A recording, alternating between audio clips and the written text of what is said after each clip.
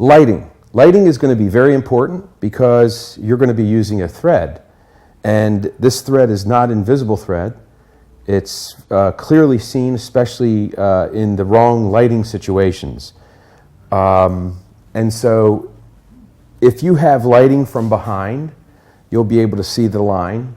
But mostly, if lighting is coming down onto the line, because this line is at an angle, when you're dancing this line, and we're going to use a cane with a white line. Let me get that now.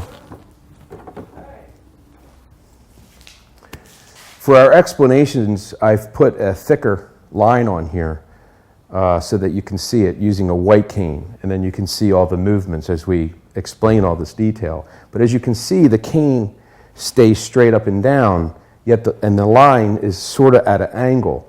So this is sort of like a plane right here, and the light would come down and hit that. And so if your audience is viewing, they're going to see, if that light it comes down and hits that line, they're going to get that line. The light is going to reflect off of the line, and that's where your lighting is so important.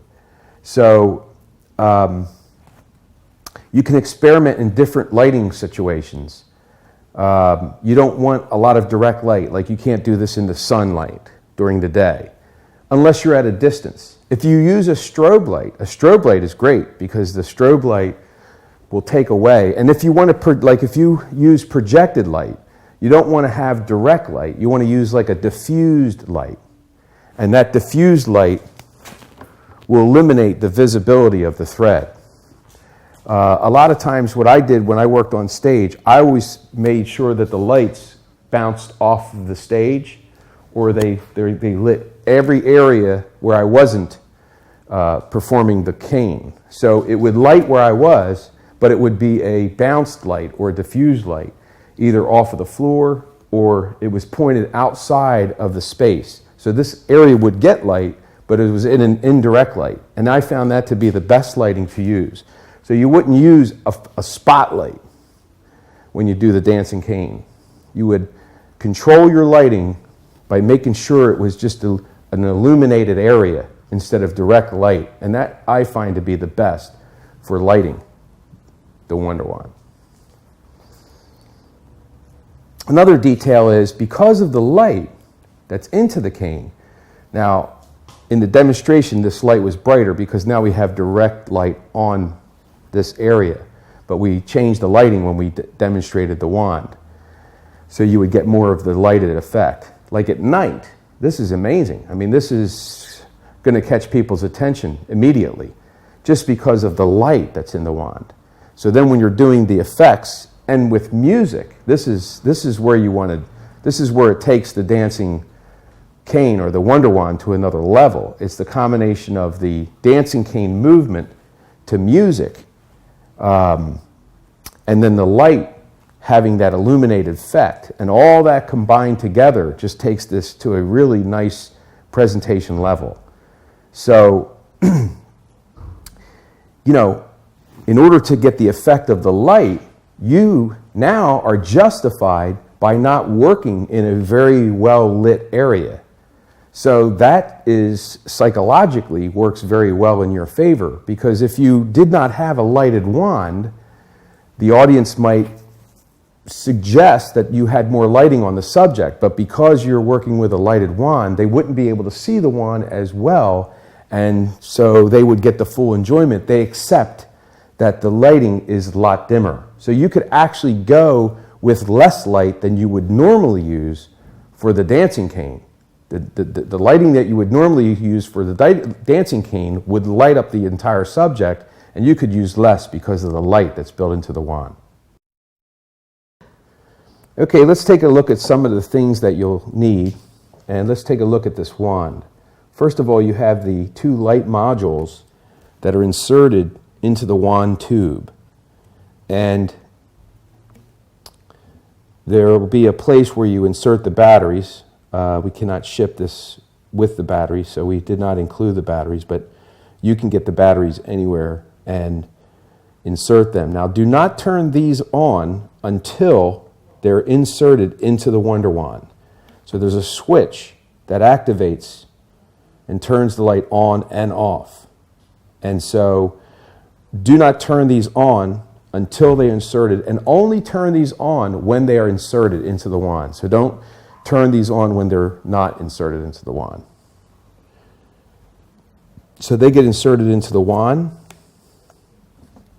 And what I did was I took a magic marker and I marked the top, because you'll be spinning the wand, and this will designate what is the top of the wand and what is not the top of the wand. Because when you're performing, this line here, okay, is attached to a band. Now you have a supply of these bands, and this is a new technology, this band.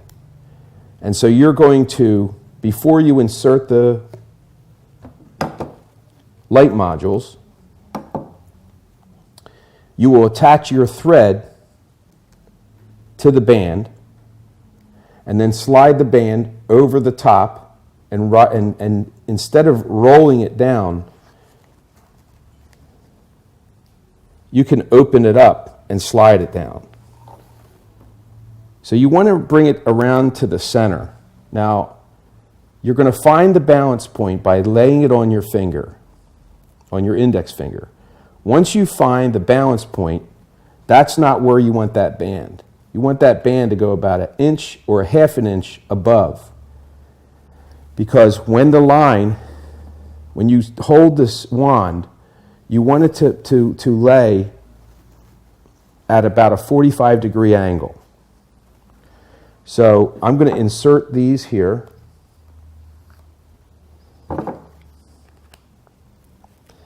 And show you two. Now you're going to use regular thread. You can use polyester thread. 100% polyester is great.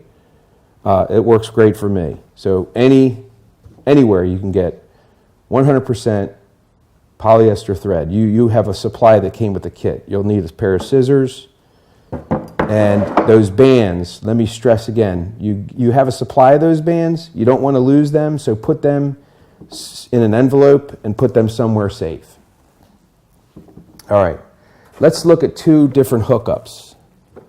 I've got these 2 canes here. Now these canes are actual professional dancing canes, and these were made out of balsa wood, and these were made by gentleman Abe Creekmore. And so this is a custom cane that I had made for when I performed the dancing cane in my stage show, and I had a featured routine in my act, which was it was a great crowd pleaser. People loved it. It was called the dancing cane, but I used other effects, and it finished with the dancing cane. And so I'm going to show you 2 various ways to hook up the line. This was the way that I used to hook it up when I performed it, but there's some advantages to this other hookup. The only disadvantage that I thought was you have a double line, so you have a double thickness of the line that you have to hide. But there are advantages, and we'll get into it. So basically, this is a loop that is attached to the band. So the line, your thread, is going to be attached to the band. Okay, I'll bring it down on the table. You see? And you tie that on there really good. And you're either going to tie it and then do a loop, okay, like this one, where it's a continuous loop. And you want the length of it. Now this is going to be something that's going to be up to you, because there's advantages to having it longer than the cane itself. And you're going to manipulate the line with your fingers, and we'll get into this when we get into the different ways to manipulate the cane. But I find that having the line long, not too long. If you go too long, it's not going to look as good. So there's a proper length, and this might be a little too long, but it's about right. Same thing with if you use this version. Now let's take a look at this version.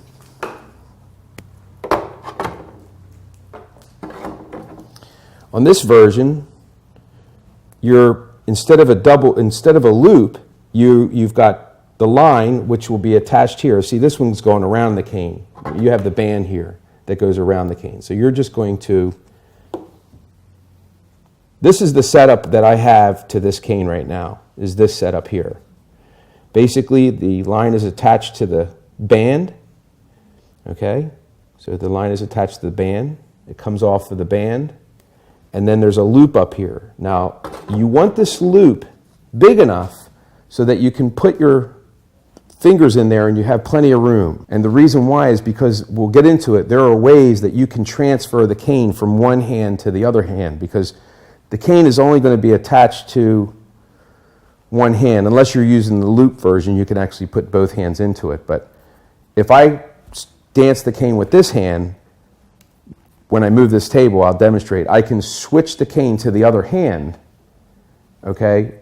But because I have a large loop here, it gives me a lot more freedom. I'm not so restricted and I have to nail that. I can have a little more freedom and a little more grace when I'm passing it from one hand to the other. Because you can even go completely around the back without turning and switching that off, having that loop. So that's this setup. Now you're just going to bring the line out from the band, up, do a loop, tie it together, just trim it off. Make sure you get enough size, and at the same time, you want to have some length. Depending on how big your hand is will determine how high you come off of this. If your hand is half the size of my hand, then you're going to want to go half the length, because what's going to determine this is you twisting your hand this way and it's kind of going around the fingers like this. This is what determines the length. So you've got it on your middle finger. You turn your hand palm up, and you're going to close these two fingers here, your third finger and pinky finger, and then you're going to taunt the line and turn your hand towards the cane like this and get your middle finger under the line like that. So this way it comes up and it's right under the cane. So I could just put my finger there like this, you see? And having that line right there underneath that middle finger gives me more control. But I wouldn't want the line any longer than that. So that's how you're going to base the length of your line. And then you're there. Now there's other ways of controlling the line. Okay, now for a suspension, I use this method for a suspension, where the thread is over the middle finger. That's always where it's at for me. And then your thumb goes under the line, see, which takes some of the line. So if it was shorter, you couldn't do this. But because that line is that length, it's pretty much right where the top of the cane is. So my hand can look like it's in a just holding straight out, and the cane is right on my pinky.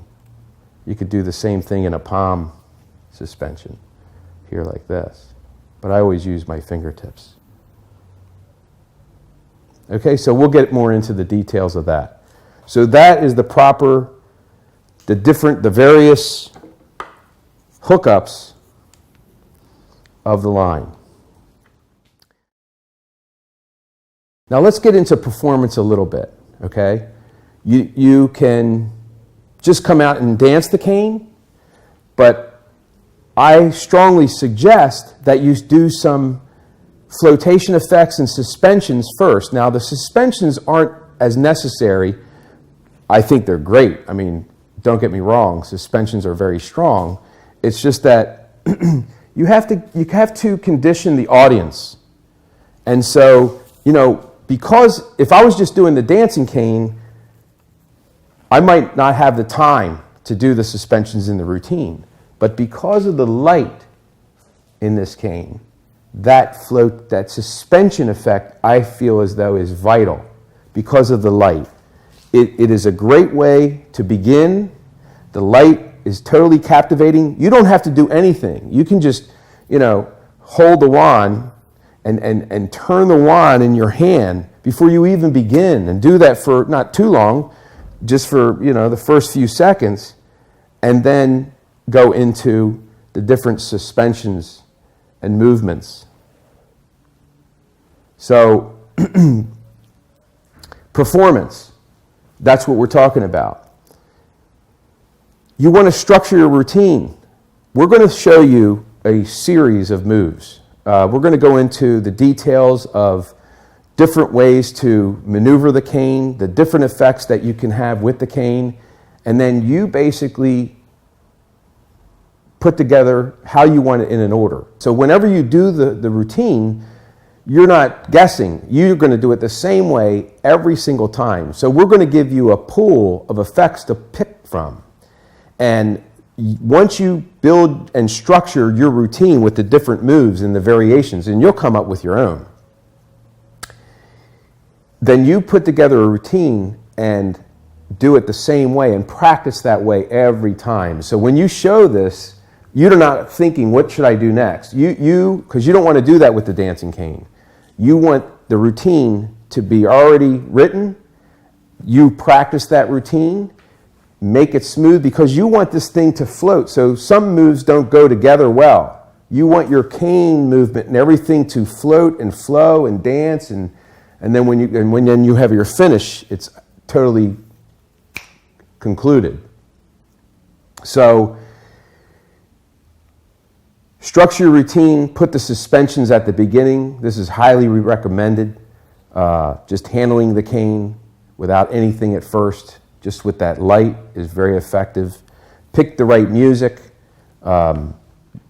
Experiment. Try different musics. Videotape yourself. Videotape your routine. And then once you have it all together, man, you can have a lot of fun with this, because people really, really enjoy this effect. You know, when you go into your dancing cane, you can't just, get the thread and put it on and start to do it. So it's good to have a setup. And I would always have like my cane hanging somewhere and hanging on 2 pins. So it was like this.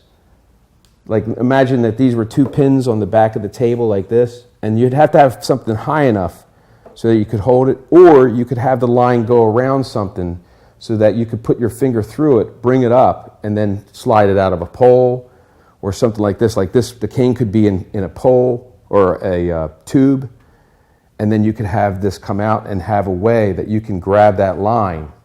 So you have something that separates the loop. So it's easy to grab, put your finger in, and then you have your cane. So that's going to be important, because you can, depending on how you're going to go in or out of your routine, it's going to be important for you to have an easy way to grab that line, put your finger through, and then you can begin. Here are 3 various suspensions.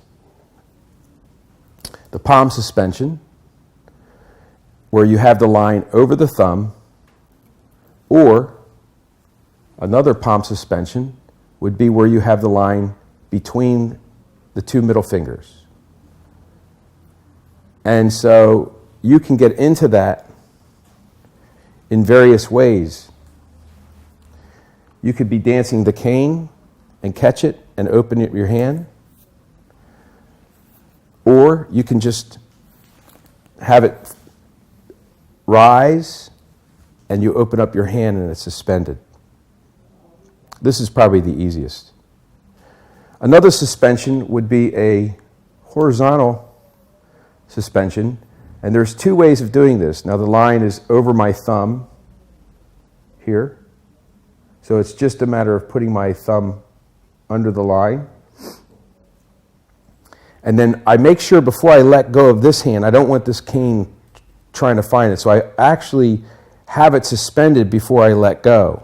But it looks like I still am holding it, but I'm not actually holding it at all. So before I even let go, I've already suspended that cane. And then that moment of when you actually let go looks more solid and more strong than if you didn't have, and then you were then starting to try and get your control of the cane suspended. So that's the horizontal. There's another variation here where you're just going to, instead of on your fingertips, you bring it up to the palm. So you can either begin it like this and draw all the attention here, you see, or you can hold it like this and then take this hand away. So that's one way of doing it, okay? This one here, you can hold it on both fingertips here like this. I like to hold the cane like this, get it in position from here like you're doing the rising and descending. So let me teach you rising and descending. There's two variations. There's one where you basically just have the line over your thumb, and you just allow that thumb or the cane to slide vertically down to the floor. Now, as that's happening, there's two things that's going to take place. Is this line is going to get shorter here. So you could either just have that hand go in and come out. Okay, that's rising and descending. Okay, or you can bring the two closer together. You see, so instead of, you could have either the hand moves to the hand, the left hand moves close to the right hand, or the right hand moves close to the left hand, or the two hands move closer together. So those are the variations of accomplishing this rising and descending. Another thing is you can move the body. So if I have my hand on my body, okay, and I'm holding it here, I could lean into the cane and focus at the tip, and it slides down. And then I can then, I can either at that point, to bring it back up. Now, at this point, I can turn the hand so that the cane is horizontal, and then at that point, in that action, I do that move of putting the line under my thumb. And that's what I would do, because you want to have a move management, I call it. So it would, in order for you to blend the effects together, you don't want to stop and then do that effect and stop and do that effect. So you want all your movement to kind of lead it into the next one. So if I'm here, okay, from here, I could turn the cane here. So if I turn the cane here, all I got to do is place my hand there, and now I have a suspension effect. And I didn't do anything that was unnatural. Everything flowed.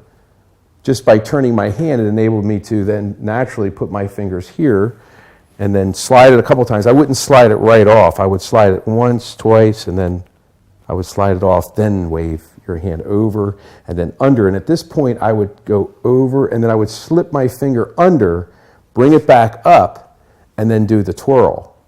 Okay, now let's look at the twirl. There's two ways to do a twirl. You can, in this situation, I've got my finger in between from doing the wave.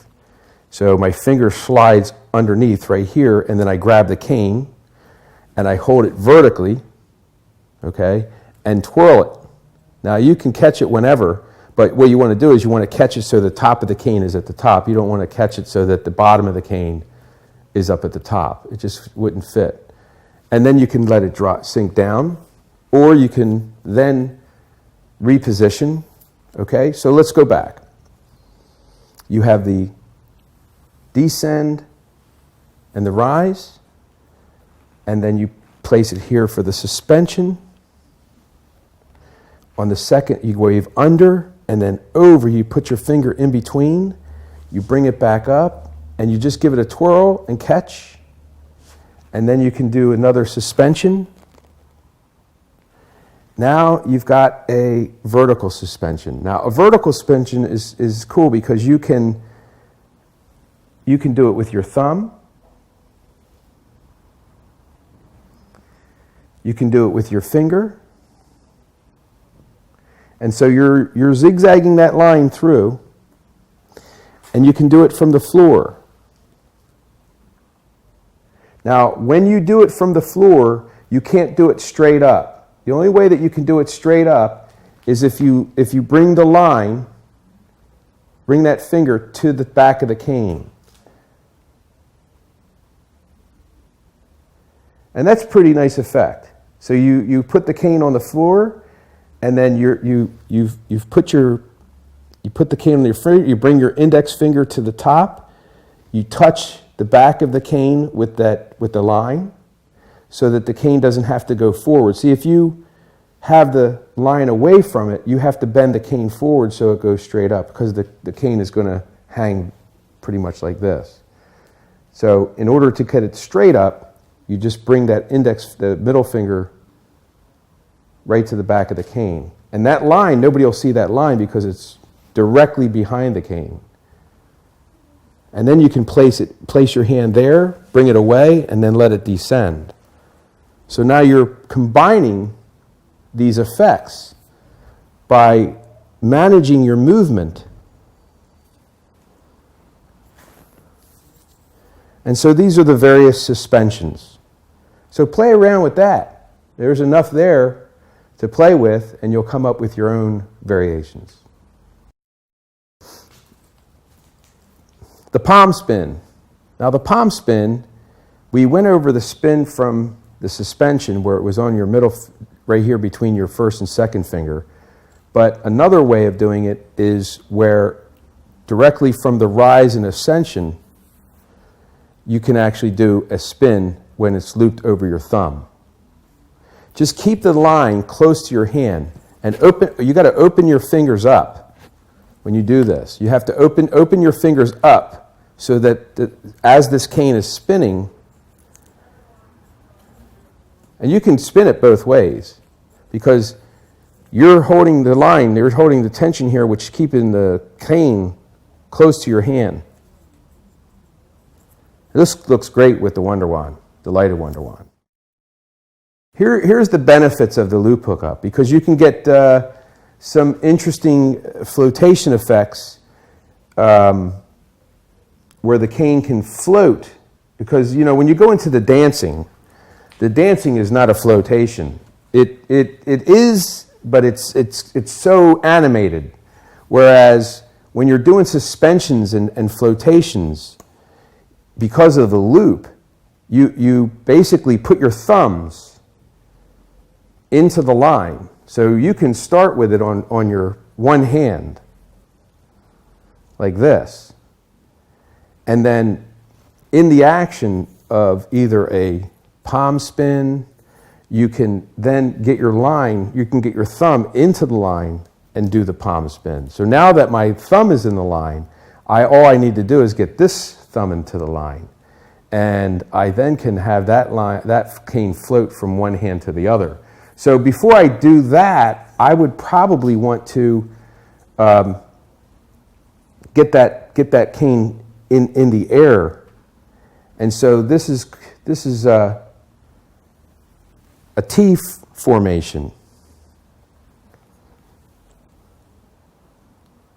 And you want to bring your hand so that the line is taut. And you can turn in this position. And when you turn, you want to turn slowly, and you can bat the cane back and forth from this position. You can even let it twirl one time and bat it back and forth. And when you do that, you let your fingers stay out of the way until it comes back around. And with the Wonder Wand, it's a beautiful effect. So that's the advantage of having the larger loop, is you can do a very nice flotation effect. Before I continue on some of the dancing effects, I wanted to show you a variation that I think is really nice on the rise and descend. If I have the line over the thumb of the left hand and my right hand touches, keeps it taut, I can allow the cane to slip through both hands. Now, my right hand is going to get closer and closer to my left hand. But with the Wonder Wand, with the lighted wand, it's beautiful because the glow is coming out of my hand as it's sliding through, as it's descending. Now, to get it to ascend with the thread that you're going to be using, it's going to, you're going to be putting a lot of pressure on the line. You can do it. You can do it. Let me get the cane. I'll show you. But here's a tip. Okay. When you're doing it with this line, you cannot you can't go around the cane. You have to really loosen. I mean, there's so much weight on this thread, and this thread is only going to take so much stress before it snaps. I mean, the twine is a little different, but the thread, like, you can't just swing this thing around. It'll snap off, and you'll begin to learn how much tension your line will take. Now, you don't want to use a cotton thread, okay? It's got to have a blend, either a silk blend with cotton or a polyester blend with the cotton. I like a solid polyester thread. I find that it's pretty strong. It works really well. I've used it for years. A silk has a really good strength. So you experiment, but 100% cotton, it's going to snap very easily. Fluoring the cane. That is actually where you would take the tip of the cane, the bottom of the cane, and have it onto the floor. It gives you the stability and the opportunity to do some effects. One we mentioned earlier, which is a suspension, using the tip of the finger and putting the line up to the back. So it's zigging through like this. You're touching the back and you want that finger to be straight. So as long as that finger where the line is wrapped around is touching the back of the cane, you can then at that point have it look like it magnetizes to the tip of the finger. So you can put this finger on, bring this finger up, and if you had the loop, you could switch the hands. So this finger would go up, then this hand would go into the loop, and the other finger would go up if you use the loop hookup. The other advantage of fluoring the cane is being able to kick the cane from that floor position. And so you're basically making a sweeping action with your foot, tapping the side of the cane, and at the same time that you kick it, you're going to lift the cane off. You don't lift it up. Basically, the cane is released. Sort of like when you're going to kick a football through the field goal, the punter keeps his finger there, but then the ball is free, and you're going to bring it up, the cane up, so you catch it up here. What I used to do is, when I performed, I would kick it on one side of the stage, and then as it was rotating, I walked to the other side of the stage and caught it on the other side of the stage with the other hand, and it rotated 2 times. So it was a complete double rotation of the wand. And so I had to give it a really nice kick, and the thing would rotate with a good speed. And by the time I got to the other side, I'd do a couple cross steps, and the cane would stop. And that's kind of one of the effects that I would do at the beginning. So that is a kick spin. Now, we'll get into the kick spin, variations of the kick spin, without using the flooring technique in when you're doing the swing. Now, this is what Peter Pitt brought to the dancing cane back in the early 60s into the magic world that just captivated everybody's attention. And this is what's going to take some practice. So we will now get into the swing technique. The swing technique. Before we get into how to begin, as far as when you're putting your routine together, because you can do one swing where you let the cane go and you catch it, and this is really a good exercise in order for you to learn how to do the swing, because the swing is it just keep going, and this hand thing is what you have to learn, because basically the cane is going straight back and forth. But if it was going straight back and forth, there's slack in the thread, see? And you don't want the thread, so you have to keep the cane going, because the cane is not going like this. The cane is not going like this. I mean, it can go like this, but it would be hard to control it. And that's where people make a mistake and they lose control, because it begins to go in a circular direction when you go this way. So the swing is controlling the cane to go back and forth in a straight line. So, and you also have to keep tension on the line. So as you can see, I pull the line kind of on either side like this. So the line is moving. Like, you can even make it a smaller swing. So you can make it a wide swing when you learn to swing, okay? And you have control. You can make a wide swing, or you can do a small swing. And you know, we're going to get into the hand placements, because you can do it with one hand or bring the other hand in, and this is what makes the dancing cane so amazing, because it doesn't look like the hands are connected. So the swing. I think the best way for you to learn the swing technique is to hold the cane with the opposite hand. If you're left-handed, obviously you're going to have the line on your left hand. But I'm going to teach it from a right-handed point of view. Hold this cane in your left hand, and you've got it attached to your right hand, and then just kind of give it some tension like you're going to pull it. You're basically just kind of pulling it out of the hand, letting it swing over there, and to get it swing back. And if you can master this right here, you've got it. You've got the swing. You'll be able to do this. So this is going to be easy, because what happens is once people get it, they start losing control of the cane, because they don't really understand the mechanics of the swing. And so the best way that I think that you can learn the swing is just to hold it and try to get it to go to that side and back, that side and back. And just keep working with that until you've mastered this. And once you've mastered that, then you can do the continuous swing. So don't even worry about this hand. Just get the basic mechanics, which is just with this hand. This hand is just for misdirection and for the magical presentation. Now, so you have the swing. Now, you have the swing. Your hand, you can turn them over like this. You can put them on this side, this side, this side, this side, this side, both the same. So underneath here, one here, one here, one here, one here.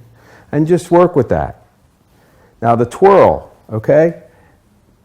From the swing, you're going to kind of from one side, when it gets to the one side, which other way, it could be this side or this side. From the side, you're going to kind of relax. You're not going to pull it back like you would normally pull it back on the swing. You're going to kind of let it kind of swing out instead of straight. And you're basically, from this point over there, you're starting this circular motion. And it'll naturally go in a circle, you see? So really, this is to keep that circle going. If I just leave my hand go, it's going to slow up. But if I move my hand slightly, and I'm sure you understand this once you do this, as you move your hand slightly, it can appear like you're not moving your hand at all. And I'm actually moving my finger. I'm actually touching that string just slightly to keep that motion going. And so this is the basic twirl here. And you've got this nice twirling motion. And I can come out of that twirling motion and go into the swing. And then I can go back into that twirling motion and into the swing. So I could go twirl, swing, twirl, swing, twirl, swing, twirl. You see? So I can do what I want. I can do the twirl when I want. I can do the swing what I want. Let me get the slack out of this demo string. And you'll want to do this to your string too, because when you do the twirl, it binds up the string. And we'll do around the body. Okay, so the swing. Just focus on, catching it. One swing, catch. One swing, catch. And remember, you're not going to throw it. You're not throwing it. You're just letting it come out of that hand. There's tension. It's going to go in that direction. You see? But you don't want this. You don't want this. This is not the dancing cane. Okay? So it's kind of like that, okay, because the move is called the swing. Because in order for me to keep doing that, I got to kind of move my hand a little bit. But I'm keeping it up at the same level. So if I just let it swing, it's going to go down and up, down and up, down and up, down and up. But I don't want it to go down and up. I want the cane to stay on the same line. The top of that cane stays on the same line. So keep it on the same line when you're working on this one swing method of training. Now let's work on around the back, around the body. You know, you've got this swing thing. You can move your feet. You can dance, okay? You can do the little twirl. You can have something in your music that makes that twirl more effective. It goes with it. Whatever you want to do, okay? And then you go around the body. So I always like to do a twirl with the one hand before I do around the body to get that motion. And then when I do the twirl, this is like a little skier here. And this is the ski line, and I'm the ski boat. So I'm ahead. I'm turning before the cane is coming. And then I pull it around. And then I do another twirl, and you can catch it. Or you can hit the curtain. Or you can do another twirl and go back into the swing. So swing, twirl, a constant twirl. You have the swing, the twirl around the body, around the head, around the body, and a catch. That's a nice finish. Now here's an advanced technique. It's called the frontal transfer. Basically what you're going to do is learn how to do the swing with your other hand. Okay, so you have to learn how to do the swing with your other hand first. I don't do it very much, so, you know, actually after maybe 15 minutes of practice, I'll get it down. But you see, and so what you're going to do is switch the cane from hand to hand. So you could have the hand on your hip. Your thumb is going to go into the loop and open it up and bring this out to the tips of your thumb and finger so that as this hand comes into play, it goes right into the loop. It goes right into the loop as it's swinging, and then this thumb comes in, and so you're over here on this side. Okay? So it looks like this. Frontal transfer. So this hand is still involved, but you're able to take this hand out of play, put it back involved, pass it, bring this hand out. And that's the advantage of the frontal transfer. The other, you can do it dancing with this hand and then dancing with this hand. So now that you have the frontal transfer, you can do a transfer behind the body and then transfer it in front of the body. So here you have it in your right hand, okay, and I get it on the line like this when I go around, when I make the transfer around the back. So it's here, and as I'm dancing it, I'm manipulating the line on the twirl from here to here. So because this hand and the way the cane is moving, it gives me a natural, because if I just stopped and did this, you'd see me manipulating the line. But because of the movement of the twirl, the hand goes in a natural hand motion of looking like it's guiding the cane, but I'm actually putting my hand into the loop. And then as it goes around the body, I catch it in this hand. What happens is this hand's coming around the back like this, and it just passes it to this hand, which continues that around the body motion.